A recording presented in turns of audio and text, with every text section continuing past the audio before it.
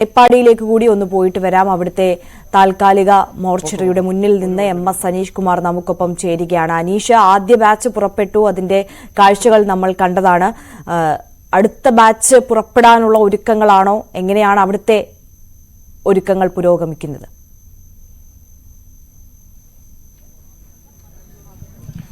മൂന്നിടങ്ങളിലായാണ് മൃതദേഹങ്ങൾ സൂക്ഷിച്ചു വെച്ചിരുന്നത്. ഇവിടുത്തെ ഈ APJ Abdul Kalam community hall എന്നതൊരു താൽക്കാലിക മോർച്ചറിയായി പിന്നീട് രൂപാന്തരം പ്രാപിക്കുകയായിരുന്നു. ഇതിന്റെ തൊട്ടടുത്താണ് ആശുപത്രി, മേപ്പാടി ആശുപത്രി ഉള്ളത്. ആ ആശുപത്രിയിലാണ് ഇൻക്വസ്റ്റും പോസ്റ്റ്മോർട്ടം അടക്കമുള്ള നടപടിക്രമങ്ങൾ പൂർത്തിയാക്കുന്നത്. പിന്നീട് ഇവിടേക്ക് മാറ്റുകയാണ് ചെയ്തത്. എന്നാൽ ഈ മൃതശരീരങ്ങളുടെ എണ്ണം ദിനം പ്രതി വർദ്ധിച്ചു വന്ന സാഹചര്യത്തിൽ പിന്നീട് MSA ഓഡിറ്റോറിയം, ഇവിടുന്ന് ഏതാണ്ട് 300 മീറ്റർ അപ്പുറത്തുള്ള MSA ഓഡിറ്റോറിയം കൂടി താൽക്കാലിക മോർച്ചറിയായി മാറ്റിയിരുന്നു. ഒപ്പം വൈത്തിരി താലൂക്ക് ആശുപത്രിയിലേക്കും മൃതദേഹങ്ങൾ മാറ്റിയിരുന്നു. ഇന്ന് ഈ മൂന്നിടങ്ങളിൽ നിന്നുമുള്ള മൃതദേഹങ്ങളാണ് അവിടേക്ക് എത്തിക്കുന്നത്. ആദ്യം MSA ഓഡിറ്റോറിയത്തിൽ നിന്നുള്ള 16 മൃതശരീരങ്ങൾ ഒരു വാഹന വ്യൂഹം ഒന്നിച്ച് അവിടെ നിന്നും യാത്ര പുറപ്പെട്ടു. അവിടേക്ക് അധിക വൈകാതെ എത്തിച്ചേരും. ഇവിടെ ഇന്ന് സൂക്ഷിച്ചിരിക്കുന്ന 3 മൃതശരീരങ്ങളാണ് സംസ്കാരത്തിനായി പൊതു ശ്മശാനത്തിലേക്ക് അല്പസമയത്തിനകം കൊണ്ടുപോകുന്നത്. ഒപ്പം വൈത്തിരി താലൂക്ക് ആശുപത്രിയിൽ സൂക്ഷിച്ചിരിക്കുന്ന 9 മൃതശരീരങ്ങൾ കൂടി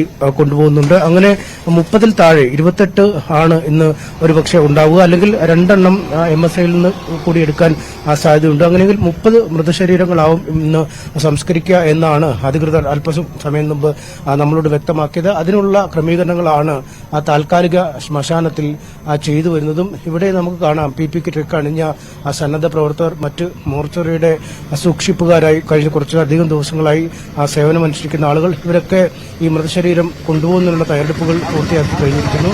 അല്പസമയത്തിനകം ഈ വാഹനത്തിനുള്ളിലേക്ക് മൃതശരീരങ്ങൾ കയറ്റുകയും അത് പിന്നീട് പുത്തുമലയിലേക്ക് കൊണ്ടുപോവുകയും ചെയ്യും. അങ്ങേയറ്റം വൈകാരികമായ ഒരു രംഗങ്ങൾ തന്നെയാണ്. നമ്മൾ മുമ്പ് MSMൽ നിന്നുള്ള മൃതശരീരങ്ങൾ കയറ്റി കൊണ്ടുപോകുമ്പോൾ നമ്മൾക്ക് മറുവശത്ത് കാണാൻ പറ്റുമായിരുന്നു ഈ ദുരിതാശ്വാസ ക്യാമ്പിൽ താമസിക്കുന്ന ആളുകൾ ആ സ്കൂളിന്റെ മുകൾ ഭാഗത്ത് നിന്നും താഴേക്ക് നിറകണ്ണുകളുമായി ഈ ആംബുലൻസുകളുടെ പോക്കിനെ നോക്കി നിൽക്കുന്നത്. കാരണം ഒരുപക്ഷെ അവരുടെ ഉറ്റവരോ ഉടയവരോ ഒക്കെ ഈ കൂട്ടത്തിൽ ഉണ്ടാവാനുള്ള സാധ്യതകളുണ്ട്. കാരണം അവരുടെ ബന്ധുക്കളിൽ ചിലർ മരിച്ചിട്ടുണ്ട്, ചിലർ ഇനിയും കാണാമറയത്തുണ്ട്. 200-നടുത്ത് ആളുകളെ ഇനിയും കണ്ടെത്താനുണ്ട് എന്നാണ് ഔദ്യോഗികമായി തന്നെ വിശദീകരണങ്ങൾ നൽകുന്നത്. ഇപ്പോഴും തിട്ടപ്പെടുത്തി കഴിഞ്ഞിട്ടില്ല എത്രയാണ് നഷ്ടം, എത്ര പേരെയാണ് കാണാതായിട്ടുള്ളത്.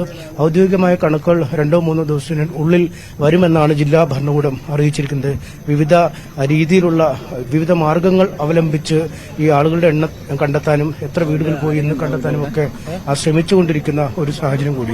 അതുകൊണ്ട് തങ്ങളുടെ ബന്ധുക്കളാണോ അതോ തങ്ങളുടെ ഉറ്റവരാണോ ഉടയവരാണോ എന്നൊന്നും തിരിച്ചറിയാൻ കഴിയാത്ത സാഹചര്യത്തിലാണ് ഇവർക്ക് അന്തിമോപചാരം അർപ്പിക്കുന്നത്. മേപ്പാടി പട്ടണത്തിൽ കൂടി ഈ മൃതശരീരങ്ങൾ കടന്നു പോകുമ്പോൾ ആളുകൾ ഒന്നടങ്കം കൈ തൊഴുതാണ്, കൈകൂപ്പിയാണ് ഇവരെ യാത്ര അയക്കുന്നത് എന്നാണ് നമുക്ക് മനസ്സിലാക്കാൻ കഴിയുന്നത്. അത്രമേൽ ആ സ്നേഹം ഇവരോട് ഈ ജനത കാണിക്കുന്നു. നേരത്തെ നമ്മൾ ഒരു പള്ളി വികാരിയെ കണ്ടിരുന്നു. ഈ MSA ഓഡിറ്റോറിയത്തിൽ നിന്നും മൃതദേഹങ്ങൾ താഴേക്ക് കൊണ്ടുപോകാനെടുത്തപ്പോൾ അദ്ദേഹം പറയുന്നത്, ഇവർ എത്ര വട്ടം ഈ കുരിശടിക്ക് മുന്നിലൂടെ കടന്നുപോയവരാവാം, എത്ര വട്ടം ഈ കുരിശിന്റെ മുന്നിൽ നിന്ന് പ്രാർത്ഥിച്ചവരാവാം. അങ്ങനെയുള്ള ആളുകൾ പോകുമ്പോൾ അവരെ ആദരിക്കുകയാണ്, അവരെ സ്നേഹിക്കുകയാണ്, ബഹുമാനിക്കുകയാണ് താൻ ചെയ്യുന്നതെന്നാണ് അദ്ദേഹം പറഞ്ഞത്. ആ രീതിയിൽ തന്നെയാണ് ഈ യാത്ര. കാരണം അവരുടെ ഏറ്റവും അടുത്തുള്ള പട്ടണം ചൂരൽമല എന്ന ചെറുപട്ടണം ഉണ്ടെങ്കിൽ കുറച്ചുകൂടി വിശാലമായ കാര്യങ്ങൾ ചെയ്യാൻ കഴിയുന്നൊരു പട്ടണം മേപ്പാടിയാണ്.